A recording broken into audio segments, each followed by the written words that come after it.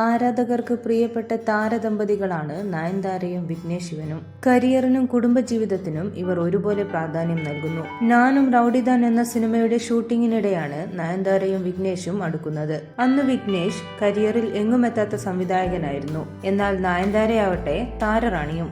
ഞാനും റൌഡിദാന്റെ വിജയം വിഘ്നേഷിന്റെ കരിയറും ജീവിതവും മാറ്റിമറിച്ചു. നയൻതാരയെ ആദ്യമായി നേരിൽ കണ്ടതിനെ കുറിച്ച് മുമ്പൊരിക്കൽ വിഘ്നേഷ് ശിവൻ പറഞ്ഞ വാക്കുകളാണിപ്പോൾ ശ്രദ്ധ നേടുന്നത്. ആ സിനിമയുടെ കഥ പറയാനാണ് ആദ്യമായി കാണാൻ ചെല്ലുന്നത്. ധനുഷാണ് നയൻതാരയോട് കഥ പറയാൻ പറഞ്ഞത്. തന്റെ സിനിമയിൽ നായികയായിട്ടില്ലെങ്കിലും നടിയെ നേരിൽ കാണാമെന്ന് കരുതി. വിഘ്നേഷിന്റെ വാക്കുകൾ ഇങ്ങനെ: ഓട്ടോയിലാണ് കാണാൻ പോയത്, എനിക്ക് ഗ്രീൻ ടീ തന്നു. ഞാൻ നിരവധി പേരോട് കഥ പറഞ്ഞിട്ടുണ്ട്, പക്ഷെ അവർ കഥ കേൾക്കുമ്പോൾ ഫോൺ ഓഫ് ചെയ്യില്ല. പക്ഷെ നയൻതാര കഥ പറയാൻ റെഡിയാണോ, എത്ര സമയമെടുക്കുമെന്ന് ചോദിച്ചു.